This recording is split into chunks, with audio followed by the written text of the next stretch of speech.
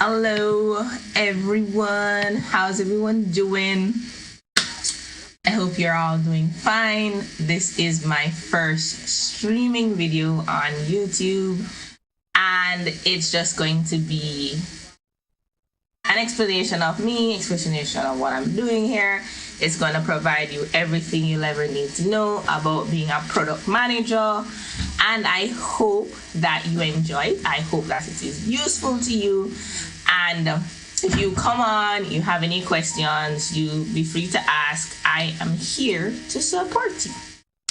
All right, so first and foremost, if you're new to my channel, please like, subscribe, share any videos, share this stream if you find it useful by the time that we're done with it. Because definitely it's a very new channel. It's only a couple months old, so all your love and all your support is definitely going to be beneficial to the growth of it. All right, so who am I? Simple beats. So my name is Winnie. I am a product manager. I have worked in the product management space for the last 6 years. I have worked mostly on softwares such as applications for devices, iOS, Android. I've worked with teams that does web development, component-based design. I've worked in Agile. So basically been in the Agile space for quite some time. Since I think 2013, working with a development team to produce quality software and produce software that people like. I started out pretty. I had a really awesome journey, actually. I started out as a technical writer. Or like even before that, I started off doing an MPhil, and a lot of it was about tutoring.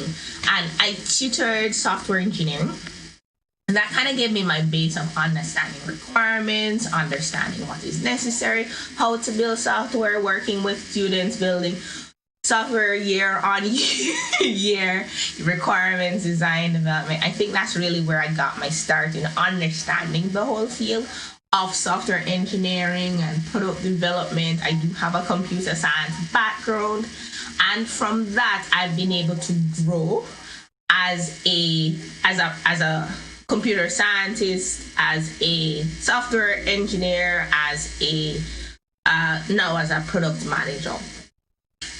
So that's where I kind of got started from my educational background of having a computer science degree and tutoring for so many years. I went into lecturing, and then I finally kind of ended up in a startup, and that's where I got the grounding of my knowledge, So I became a technical writer. I just sat with the developers and I just like wrote what they built, like looked at their APIs, asked them, and then wrote all their requirements. So I kind of did it like reverse engineering kind of way. So because I found that developers don't like to write, but when you want to get a certified product, you need to have certain things documented. And we were working on a mobile money product, and to get certified by the banking system, we had to document stuff. So as you can see, from Jamaica. So that was pretty awesome. Got to work with Adam Shile, who created Siri. He was one of the advisors to the company. Kerry Lukash was very instrumental in mentoring me as a product manager as my career grew. And my CEO, Hugo Daly, was a gem. He really pushed me. So he really gave me my start. He saw that I could do this, and I will be forever grateful, because in Jamaica at the time, no one knew what a product manager was. Nobody had any idea as to what a product manager was, why it was needed. Everybody was project managers, business analysts, and that was just it. So he kind of said, okay, you're going to be a technical writer. You're going to document this whole thing. And I was like, all right, cool, no problem. So I documented it. And then I needed to start presenting on the product. So he kind of guided me on PowerPoint presentations, and I transitioned into being a business analyst that I presented to investors, persons who wanted to use our product. We had to have it on a separate, we had to it was really cool because we had different environments. We had development because we're a development house, we're building the software. We had my environment where I could demo, and then we had the production environment. So I was able to understand transitioning of a product from different environments and working with development teams and working with designers. And that really gave me my start. So that's how I got started in this whole field of product management. Hopefully you found that super cool and super useful to you. Definitely, if you're interested in kind of following me along my journey and learning more about stuff like this, definitely, subscribe. I want to put out a video definitely on product management every single week for the year 2021 and forward. I'm thinking about Tuesdays. I think Tuesdays are a hot day. So definitely that's how I got started. So again, I have some questions here actually. Let me bring them up. I have things I want to talk about. So I have a video that talks about a minimum viable product. I can link it in the comments of this video afterwards. But these are kind of the core things that I found that were super, super important that I had to really learn about over time to become a really good product manager. I really had to have an understanding of what an MVP was and actually getting something out the door. So one of the sad stories about that initial company I worked with, when I just got started as a product manager 6 years ago, is that our product was excellently built but never saw the light of day. And one of the things Adam Sharia had said at the time to our CEOs is that you should have gotten this out the door. You should have just launched something, just a basic product. And I really took that learning. And so from that experience of not building an amazing product that everybody loved, that solved the problem, everything that you expect a product to do was certified, no one ever used it. So how do I ensure that whatever it is I'm building in the future, I ensure that someone gets to use it and that the product is in fact in the hands of people? Because that's the only time that you as a developer, as a product manager, as anybody are going to feel fulfilled when people are using and enjoying your product. So from that experience, I learned about creating a minimum viable product and what that should be. And further on in my career, I really used that knowledge to enhance and to ensure that I always deliver a product honestly. So every product I've been a part of since then has made it to the App Store and has been pretty good. The last one I've worked on was for a major telco here in Jamaica. And in working on that product, I was able, especially with an amazing team, we were able to redesign and relaunch that product. But even with that redesign and relaunch, I took it in an MVP state. How do we ensure that this product looks different but has the same functionality, and so we can relaunch it? Because that's just a design change and have something on the road, versus having everything change, everything perfect, and then having nothing on the road or missing our deadlines. So I have a video, as I said, talking about MVP. Be sure to watch it. It kind of goes into what it is. I have another one that goes about a template for an MVP that I found that I thought was pretty amazing, and some of the mistakes I've made throughout my career as a product manager in not having an MVP and having one. So definitely let me know what you think of those videos in the comments, and definitely share them with people who want to be product managers, because I feel like this is a community that we need to really grow. We need to have more people in the space communicating, not just on the world space, but also locally in our different countries, in our different regions. We need to be able to bond together and work off of each other's energy and be able to grow. So, again, if you're joining me now, my name is Winnie Judanu. And this is my channel. So what kind of channel do I really want? I want this to be a fun channel. Like, I really enjoy being a product manager. It's something that I think I've been searching for. And if you were also if you're a product manager, you feel like it's something you were searching for, then I definitely want to connect with you, because I think the space is so vivid. It allows you to grow yourself so much and stretch yourself and expand across all boundaries that you thought you could have. And it allows you to learn so much in so many different things that it's just always very fulfilling. So it's something, the reason I really started this channel is because I wanted persons who were looking for something exciting and looking for a challenge and looking for that dream job. And they thought that product management could be it, so that they could really know what they're getting into first and foremost. But then actually, not make some of the mistakes that I made, getting over some of the hiccups early and be well tooled to do so. So that's one of the reasons, and the main reason why I started this channel, was to allow persons with, just like me, excited about building products, excited about meeting people, excited about creating something that wasn't there before. And this is not just limited to software, it can be anything, because I started an Airbnb and I used my product manager mindset. I had an MVP. I went through and saw the things that needed to change and what I needed to put in place first, second, third. So it's very important in all aspects of your life, this whole thing that I'm now terming the product manager mindset. To kind of really understand what it is that you can do to get through what you're trying to achieve in your life. So not just for product management and software, but in all facets of life. Okay, so another question. Another question I wanted to answer, to get into, is, are you cut out to be a product manager? Wow. Right? Are you cut out to it?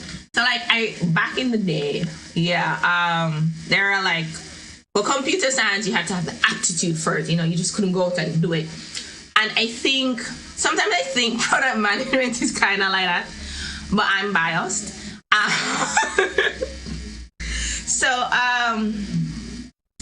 People come from product management from all over. You come from business, you come from tech, you come from anywhere. You can be project management, you can be doing anything and become a product manager. But determining if you're going to be a good product manager, I feel like you need to have certain things in place. Like, you need to have some innate skills. But this is my perspective. And if you have a different one, definitely you can comment about it. That's totally cool. Just let me know how you feel, because at the end of the day, this is my perspective, and a lot of these videos are going to be about how I feel things should work. Because that's what matters to me, right? And how I've done it. So I've been successful in my world and how I've done it, but I obviously don't have the only way of doing it, because there are other apps out there. There are other people who are crushing it, like Gary Vee. And I'd like to shout out to Gary Vee. I just think he's awesome. Don't know the guy, think he's awesome. Anyway, so are you cut out to be a product manager? So first and foremost, you have to pay attention to detail. Can you pay attention to details? Can you break down big items into small things? So can you have a top-down approach? Can you see the big picture and then break it up into smaller facets? Can you create a vision for something? Can you sit down and say, this can be this can be huge, this can work for this person, this is where I want this to go, this is how I want people to, and create a vision and a mission for your product, and then work with people to actually get it executed. That's the kind of person that needs to be a product manager. Somebody who cannot execute on a vision is not the best person to be a product manager. Someone who doesn't really can't sit, live, breathe, and really focus on something is not the best person to be a product manager. So you need to be able to focus. You need to on the product and give it what you got. You need to be able to understand things from a high level and break it down into small details. And you need to be able to work well with people. So I think those are the three critical things that people need to have just innately to be a good product manager. All the other skill sets can be built, can be worked on. All those other things you can learn, but you definitely need to be able to sell a dead horse. You need to be able, people need to see the passion in your eyes about what it is that you're trying to do, because what you need is that buy-in. And without that buy-in, screwed. Yeah. All right. So, as I said, if you think this is interesting, share it with your friends. Leave a comment if you disagree. Leave a comment if you agree. This is Launch It with Winnie.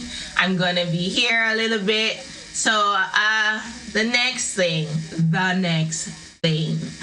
right, that I want to talk to you guys about. And guys, definitely, if you have a question, let me know what it is. I'm watching the comments. Let me know what you want to know from my experience or from other people's experience, because I know people. And I'm very good at asking questions. And I'll ask and I'll find out and I'll research and I'll find out. So I'm really big on learning. So the next thing, how to balance the needs of executives as a product manager. Okay, so as a product manager, you have several stakeholders, right? So you have your executives, you have your customers, the executive meaning the business, you have your customers, you have people that you're working with, which is like your developers, your designers, your engagement people, your marketing people, your business managers. So you have all of these people, right? And they all think they know what's supposed to happen with that. And as product managers are defined, you're the CEO of the product. So how do you manage the needs of an executive? So whether you're in a startup where I started up or a large company where I transitioned to, the executives have their own vision that they really want you to execute.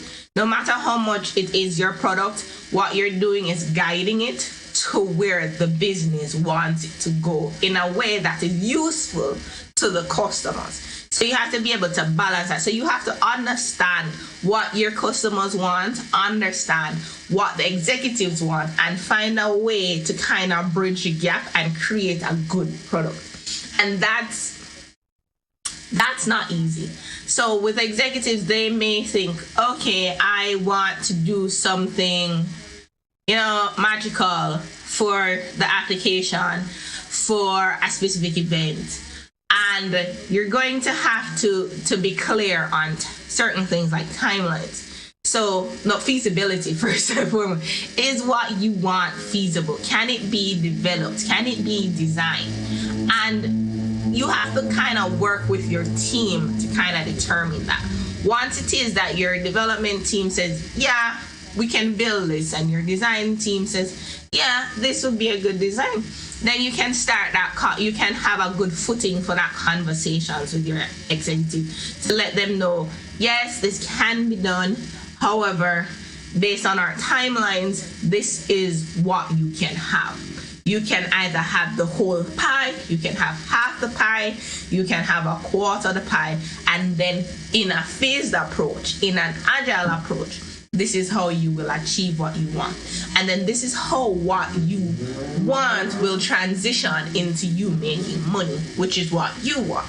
So a lot of what the product manager also does is, how does this thing make money for the business? Having your finger on the pulse, and that's understanding your KPIs and your revenues allows your executives to know that you too speak their language and you also feel what they feel, and you are able to actually deliver on that vision. And usually when they feel like you understand what it is that they want and understand whether it's a revenue target they want to reach, or if they want to have more awareness of their company and awareness of their product, once you understand the big picture of what they want and you can translate this into a product and communicate it to them that you understand what they want, that I have found to be very useful and very effective in communicating with executives as a peer. As I said, if you agree, let me know. If you disagree, let me know in the comments. It's a conversation, not a monologue. As I hear, so this is not tea. I'm just gonna let you know.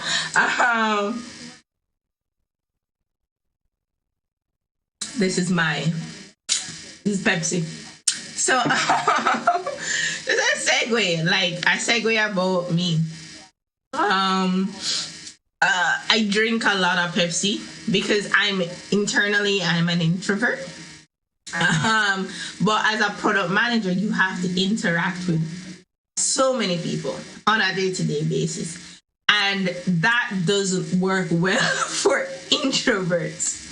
I'm going to tell you, like when I just started as an introvert, as a product manager, I would do like demos and presentations, and I'll be talking to developers and designers, and then I'll just be so burnt out, and I'll just go into what we used to call like a little weed room where you just have some bean bags and I'll just sleep.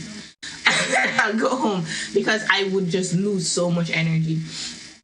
And then one day I realized if I drink Pepsi, maybe it's the sugar, maybe it's the caffeine, maybe it's the mix of both of them, I can make it through. I can have this high energy all the time. And so I just started doing it. And I think it's very important as product managers or any profession for you to find out, like, if it is that you love what you do and you want to keep doing it, and you need to have a certain energy and you need to have a certain kind of persona for it, you have to find a way that allows you to create that persona. Otherwise, it's not going to work, because you can't go around having a droopy product manager. Oh, a light, Sarah. Hold on. Ooh, illumination. All right. Right. Yeah, I bought this fancy circle light and I was here without it. I'm like, so silly. And so going back to, you have to figure out what makes you authentically happy. So for me, I like I like plantain chips. I like rough tops. I like Pepsi. I love chocolate cake. None of these things are healthy. I like sorrel. You figure out what gives you that energy and that energy boost that you need to go through your day, and then you make it a consistent part of your lifestyle, because you don't want to be up and down. You don't want people to be unsure what they're going to get from you, because you need to be that consistency, because as I said, you are dealing with so many people over sometimes a long period of time, that they need to be able to count on you to be stable, and they need to be able to count on you to guide them in establishing the vision. And so that's just a side topic of something that I think is very important. You understanding that because you are the center and the CEO and you're the core. I think core is probably the better word. You are the core of your product. You need to ensure that you are stable so that your product is stable and you are aware of what is happening